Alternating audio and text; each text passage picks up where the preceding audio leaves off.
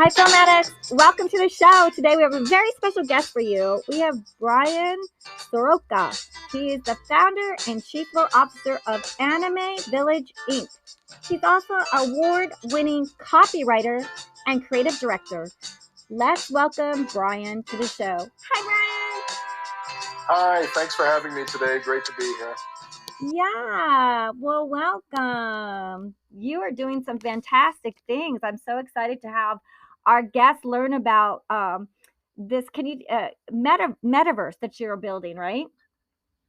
Yes, it's one of the buzzwords definitely out there, especially in the technology sector. But really, what we're doing is the way I like to simplify it is we're creating living, breathing virtual anime world for people to explore and engage with. Oh, exciting. So let's before we get into all that, let's just tell people where you're recording with me today from. Sure, I'm here in Thornhill, which is a suburb about 20 minutes north of Toronto, here in Ontario, Canada, for all you Americans out there and Europeans and wherever else you might be laying your hat. Yeah, I'm in West Hollywood and I'm speaking to Bryan Soroka all the way out in Canada with the magic of Wi-Fi. What's the weather like out there right now?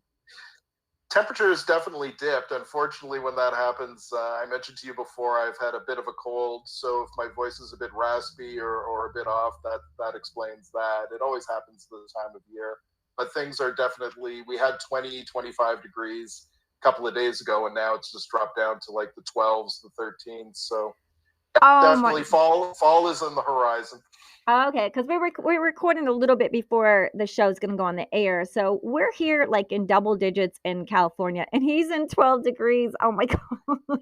In Yeah, I'm jealous. I'm definitely jealous of the weather there in California. Yeah, like I remember like when Halloween in October it was cold because we'd all wear little dresses when we would go out, and now it's like so warm you can wear those little dresses without being cold. Those little outfits for Halloween. So Not yeah, here, unfortunately. yeah. So where did you grow up, Bryan? I'm born and bred in Toronto.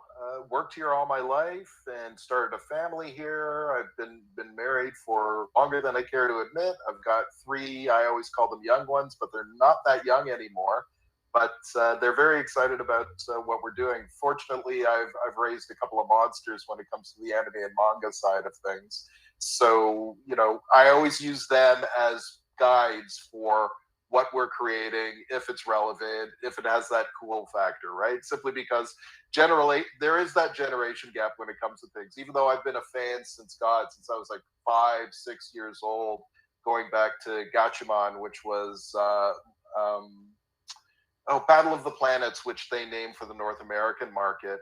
It really is interesting to get a perspective of different generations, right? Like the Gen Ys and the Gen Zs and all that, just to make sure that you're on the right track, especially when it comes to the social realms and the social channels. So we've always got to make sure that that's a big part of our business, is soliciting the opinions of our users to make sure that we're on the right track, and not only that, but how we can improve moving forward. Yeah, so you grew up in Canada. So when you were a little youngster, did your brothers and sisters, did you go to the movies? Was there any favorite films that you had as a little kid? Yeah, the my movie story is going back to when I was 4 years old, back in 1975. The first movie my father ever took me to in his infinite wisdom as a parent was Jaws. And from Ah! that, yeah, and instead of being terrified, honestly, it gave me the writing bug. It really set me upon my path towards, writing novels, screenplays, comic book scripts, now moving into manga and anime, all of that wonderful stuff. That was really the genesis of that love for all things, storytelling. Oh, wow. So it made you want to become a writer. And I'm living in Florida on the East Coast. And we're like, oh, no, I'm not putting my feet in that water. No, thank you. Yeah. Well, originally, I mean, I always wanted to be an artist. I wanted to be a comic book artist. I was in love with guys like Walt Simonson and Frank Miller and John Byrne and all those guys from like the 70s and 80s. And then moving forward, there's a bunch of other artists that I'm really a fan of as well. But I wasn't a very talented illustrator. So I found out that, yeah, you know what, I'm a pretty good writer. So this is how I can get involved in something that I really love. Oh, wow. So one of your favorite what was did you have favorite films? Like, I know you, love Jaws. Did you have some other favorite films that you just fell in love with? The I always it's always hard to say because I love movies so very much. But if I have to give my number one film of all time, it's probably got to be Peck and Paw's The Wild Bunch. Oh, The Wild Bunch, yes. What's your favorite scene in that movie? There's too many to mention. I mean, the opening scene is just. I remember reading articles. I mean, it was before my time. I believe the release date for The Wild Bunch was 1969, but based on that opening scene, the level of violence and how appalled and how aghast everybody was, and now you look at it and it's tame, right? I mean, it's just something that you see. Okay, that's whatever. But yeah, the opening scene is probably just he sets the tone and the pace, and then all of a sudden it explodes in this orgy of violence and gunfire and just really cool. I'm a huge Peckinpah guy. Iron Cross, all of his stuff. Convoy even is one of my favorites. Seeing in theaters as a kid with Chris Christopherson, and Ernest Borgnine is the bad guy, which is just absolutely hysterical, compelling, and just love it all at the same time. Oh, yeah. Well, now we're getting our share of that violence right on Game of Thrones and all the sequel, like, with, like, the gore and, like, you're like, "Oh my gosh!" Like, every time I watch the movie, I'm just screaming, like, "No! Oh my." Yeah, I haven't caught the new stuff. The Dragon Show, the sequel to or the prequel to Game of Thrones. I've got it in the queue though. We'll check it out maybe when the season's done. I like to binge. Yes, I love watch binge wa and I love how witty they have comedy and witty lines in there, so, Mhm. yeah, they know how to make you binge watch. They've got that skill down. Yeah. So you were this little kid growing up, and you fell in love with comic books, right? What was one of your favorite comic books then? First comic book I ever read was Daredevil 163, I believe, 1977. I want to say that was a Frank Miller issue. I think it was actually his first issue that he actually penciled without the help of the previous artist. And from that moment, similar to my experience with Jaws, it was like all it took is one bite, and then I was just absolutely hooked. From then on in, every Wednesday, I was at the local comic book shop picking up my titles. Then, like I said, really falling in love with the likes of Walt Simonson, Bill Sienkiewicz, John Byrne was another big time favorite of mine, and really just capturing, and that's what Anime Village really is all about. I mean, even though people will argue, manga and comic books they're quite different, but what I will say about that era, the late 70s to mid to late 80s in the comic book industry, especially on the Marvel side, is they're a whole heck of a lot of fun, and they're a lot smarter than people give them credit for, and that's really the inspiration behind some of the titles that we're writing here at Anime Village, like Adamanta, which is our action title that we just released, the Ashcan, and the full issue is going to drop at the end of October. That's you can see aspects or feel aspects of those comic books from those eras in the writing and in the style of artwork, simply because, again, I don't know when it became a bad thing to have fun with these stories, right? Everything has to have a message to it, or it has to have some sort of moral to it. And while our series aren't bereft of those kind of things, that's not the focus. The focus is we want people to smile as wide and bright as I was when I was writing these things. So that's the goal of Anime Village. Yeah, so you start collecting all these great comic books, you're a little boy, then what was your path? Did you go to college, or, like, what was your next step to your writing career? Yeah, I got my BA in English and then corporate communications, and that was really kind of like realizing that, okay, even though I still deem myself a great writer, some would argue the otherwise, but it's a subjective thing. 1 + 1 doesn't equal 2, so you can always have an argument in that regard. But really, realizing how difficult it is to break into that industry as a writer, as a creative, whatever the case may be. There's so many talented people out there that just never get a break, that never get their shot, simply because for whatever reason they don't have the right relationships, they don't have that business acumen. For some reason or another, their talent never kind of like seep through. So I needed to find something that would marry my love for writing, and then I could also earn some cash at. So that's where the copywriting part came in. Oh, do you have any famous copywriting stories you want to share with us, or some fun I have some some horror stories that I can share with you. I haven't been involved in the industry in a couple of years now, and I gotta say I don't exactly miss it simply because it is a grind. Now, don't get me wrong, I do love some aspects of the business, especially since I entered the industry maybe into, like, we're talking about the mid 90s. So it was quite a bit different than it is today. We still had a lot of traditional media. You still had print. You still had a lot of television. You still had a lot of radio. And while those things are still around today, the landscape has certainly changed to the digital world, right? Where you can measure everything. And that's what's cool about the industry today is you don't have to guess anymore. It's like you used to create a campaign and hope for the best, right? Now you can drop something, release it. You can see it's not getting the results that you wanted.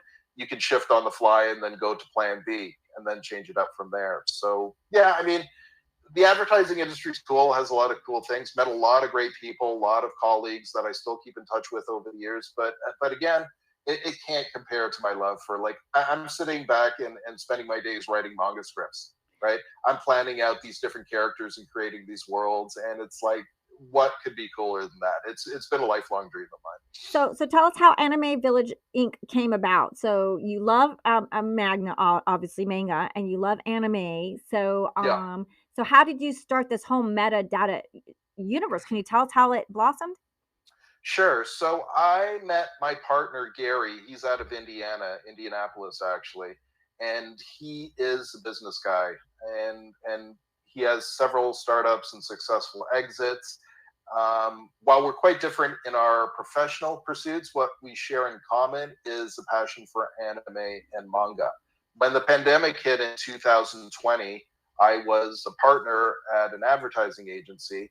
I left that agency. I was actually quite burned out. I wanted to take some time just to, figure things out. And I figured this is finally an opportunity for me to give a shot at what I really want to do, what I really love doing. When I met Gary, he was the same frame of mind where he was like, yeah, I don't want to wear a suit to work anymore. I want to create something for fans like us, something that's different, something that's true, something that's authentic. And while I was first exposed to comic books, the Western styled version of animation and comic books, anime and manga have always been kind of like in the backdrop.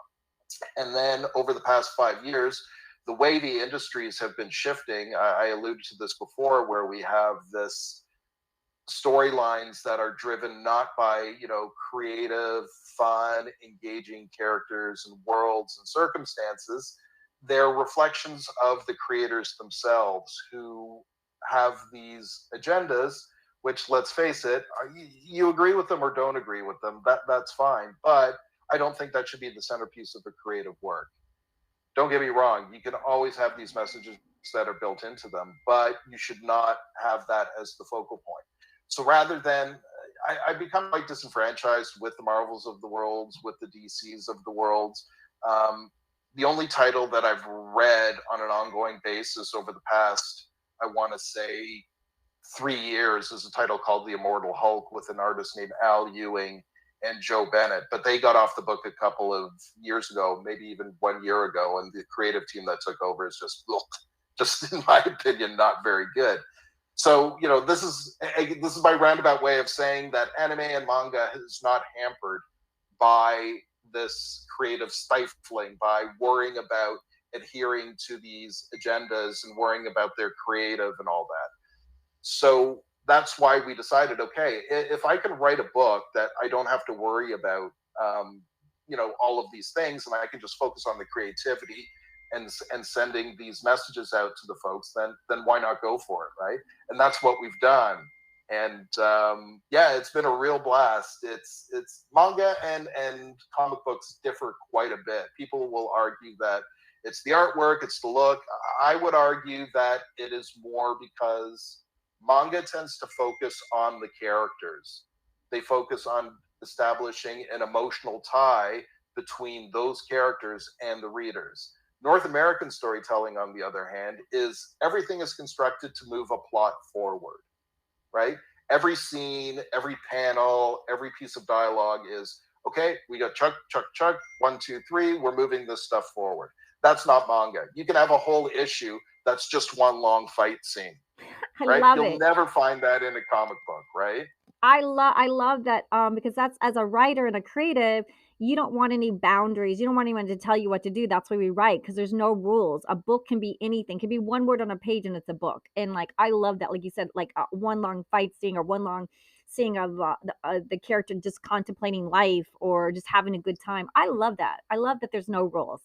Yeah, I mean, I've moved on to volume 2 of Adamanto. So volume 1 is 4 chapters, each 22 pages, so 88 pages in all. Now I've moved on to the second volume, and I had 18 pages of the 22 pages as a battle between one of the lead characters and one of the other characters that he just met. So, and again, that would never happen in a comic book, and people would, well, that's not a story. Well, I would argue that, you know, if you've seen the latest Dragon Ball film in theaters, right, there's like a 45-minute battle. Again, that'll never happen. And you see how popular and how well anime films are doing in theatrical releases. It's absolutely crazy. You have Demon Slayer, you have Dragon Ball, which did really well. Never happened before. I never thought in a million years manga and anime would ascend from niche to or cult status to mainstream like it has, especially so quickly. But again, I think the pandemic had a lot to do with it. People had a lot of spare time. They were looking for alternate sources of content, and lo and behold, you know, both markets have just exploded and continue to grow in 2022. Awesome. So how would our listeners go find out about your? Can they play it already, or do they have to wait, or like what? How do they discover your anime village? Well, they'll be able to do a bunch of stuff, and as we move forward, they'll be able to do a lot more. So we are getting ready to upload a playable EXE demo on myAnimeVillage.com.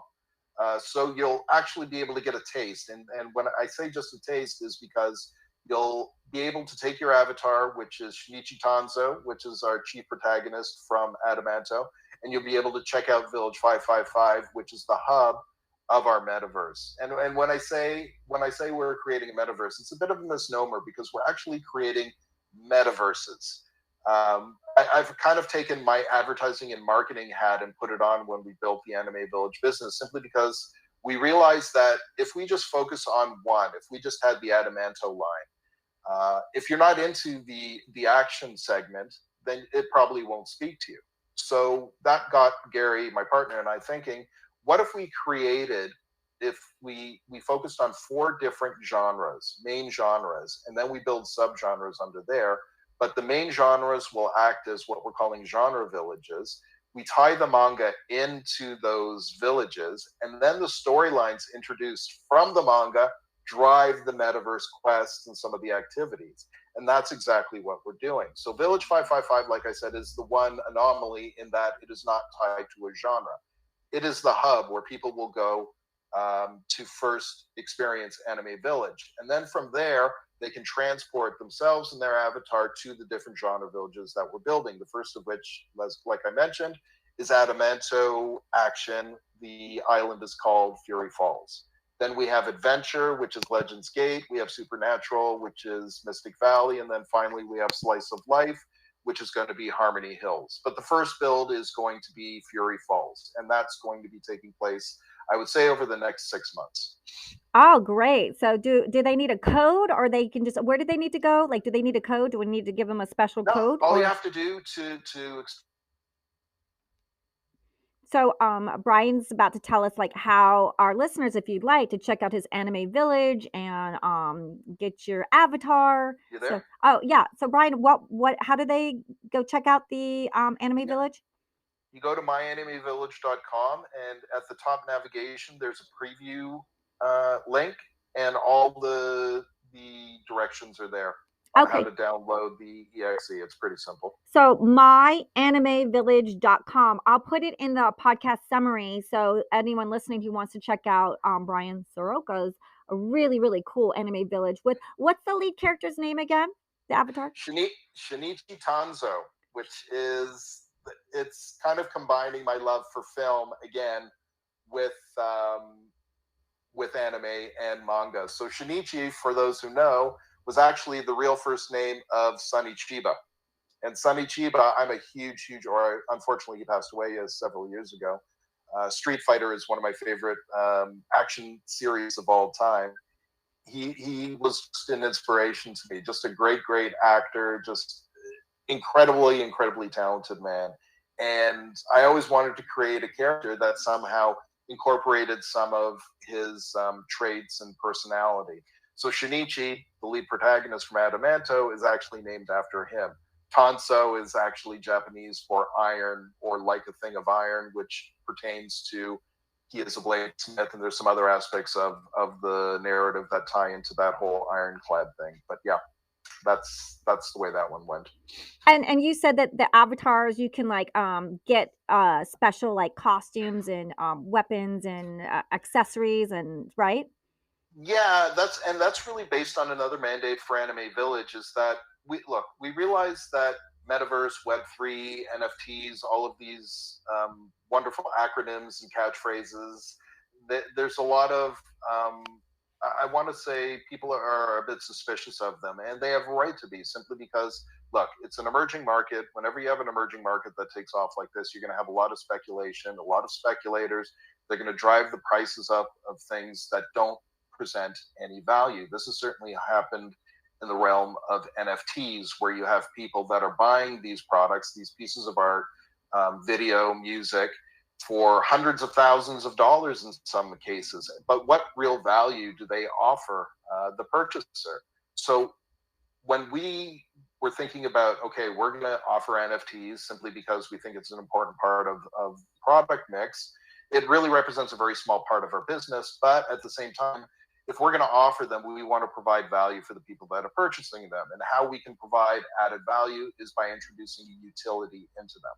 So, for instance, one of the first series that we're going to be launching features Shinichi from Adamanto, and he's going to be decked out in different garbs from the different eras of Japanese lore. So we have samurai Shinichi, and then we have ninja Shinichi, and all of these different very cool kind of armors or uniforms that he's going to be featured in. Now, when you purchase that particular NFT, so let's say I go out, I buy samurai Shinichi, I am going to receive an avatar in that same outfit. It's going to be a one of one. So you're going to be the only one that has that avatar, which I think is really cool. And again, I use my son as a sounding board for that one. He says, yeah, I would do that. And as soon as I get that confirmation, I know that we're on the right track. So that's going to be the direction for the NFTs that we're offering. And any subsequent NFTs that we do offer are going to have utility built into them that offer the purchaser some sort of added value. I love that you really thought about your consumer and the person playing your game and coming to your anime village. And I just love your passion that you're so you really know what you're doing. You've researched it. It's like it's in your blood to do this. Like it was your destiny to write this. Yeah, honestly, I mean, look, Gary and I started this full-fledged about, I want to say, just over a year ago. We've been working on this off and on for about 2 years, but really hardcore over the past year or so. And you really must love it, because we're not making a lot of money at this right now. We're building stuff, and what we've built, especially over the past 8 months, is, patting myself on the back, is pretty impressive. I mean, we've created a whole entire world, and not only that, but we've come up with a unique way to allow people to experience the metaverse with this tie-in to the stories that we're introducing in the manga. And again, this harkens back to my advertising and marketing days, where I was a big proponent of integrated programs, campaigns that incorporated various different modes of communication or mediums, right? I always felt that gave you the biggest bang for your buck and the longest or the biggest reach. We're doing the same thing with our business model at Anime Village, where NFTs, manga, avatars, purchases that you can make, land parcels, all of these different things are all intertwined and intermingled in some way, shape, or form. So this not only gives you a wide breadth of products and services to choose from, but it also allows you to engage with our products the way you see fit. Maybe you're a more casual person, you just want to hang out in Village 555 and kick a soccer ball around with your friend. or read the latest issue of Adamanto. Maybe you're more hardcore. Maybe you're into gaming. That's another product that we're going to be offering is RPGs that are, again, based on the manga titles that we're going to be releasing. But they're also going to be quests introduced into the metaverse that you can either go on your own or with friends to either gain artifacts, clothing, different things that you can outfit your avatar with, you can outfit your land with. So they're just, honestly, there's just countless ways that people can interact and create this experience the way they want to. Oh, it sounds so fun. Yeah, it's amazing. And you said you have some sponsors already, like Crunchyroll. Can you share a little bit about that to our audience, right? Well, not a sponsor. What we're doing is we want to partner with like-minded companies. We want to make sure that when we offer a virtual theater or a virtual cinema, that we're showing stuff that people really, really love and want to gravitate towards. We want to make sure that when we license other properties, so like I said, we're going to have original avatars that are based on the characters and worlds that we've created. But the plan has always been to be an interoperable metaverse, meaning that we can bring other characters in. So, for instance, if the owners of the Naruto IP wanted to say, "Hey, we want a Naruto avatar," we'd be more than happy to welcome them aboard, right? If One Punch Man guys came around and said, "Yeah, we want to have some characters represented as avatars," the more the merrier, because we realize that, again, people are fans, and manga fans and anime fans are rabid, loyal, and just love this stuff to death. So we have to make sure that not only are we providing them with the content that they really, really want, but we stay true to the spirit of the art form as well. Oh, that's fun. Yeah, and you said you have space for advertising, like that they can buy space in there, or you can buy land, right? Yeah, well, it's the metaverse, right? So it's similar to like if you want to go into a Decentraland or a sandbox, you can actually purchase parcels of land. You can check this all out at myanimeVillage.com. We have 5 different sizes that you can purchase. So whether it's for personal use or whether it's for your business, it's happening more and more where businesses are setting up shop in metaverse environments where they're selling their products, where they're either virtual or they have ties to their traditional or physical products, whether it's through rebates, whether it's through other incentives that they're kind of tying the two in between. And that's really the cool thing about the metaverse. I mean, when people ask me or when people ask what the metaverse is, I say it's just a reflection of our physical world here, because when all has been said and done, you're going to be able to do pretty much anything you can do here on planet Earth, then you can do it on the metaverse. You want to go shopping, you want to check out a movie, you want to read a book, you want to hang out with friends, whatever the case may be, you're going to be able to do it in the metaverse. Wow, it's so fantastic. So excited to get to share with our audience to come check out your anime village. And I know they're going to come check it out. And I'm really excited to see this metaverse myself. And maybe you'll have Film Addicts and me or over there or something. So I can say, hey, everybody from Film Addicts, come over here and check it out. Yeah, and if you're not into some of our characters, you can certainly create your own avatar. We're going to have a custom avatar builder as well, so you can make it look like yourself. You can make it look like maybe your favorite movie character, whatever the case may be. We're still working out some of the bugs on that, but we realize it is a huge undertaking. So we've been pretty good at compartmentalizing things where it's like, okay, the first focus is going to be on Village 555 and Fury Falls. Those are going to be the first builds, and then we're going to get on to the other stuff. Oh, that's fantastic. Well, we're so happy to have you on the show today, Bryan. Everyone, do check out his amazing metaverse. Like I said, it's Anime Village, myanimevillage.com, right? Yes. Okay, great. So happy to have you on the show today, Bryan. Thank you. It's been great. Yeah, and if everyone could take a second to download the podcast, if you'd like to give us a nice 5-star review, if you'd like to support us, PayPal anonymous content. Thank you so much, everyone, for listening, and have a really terrific week. And thank you for listening to our podcast. Bye, everyone.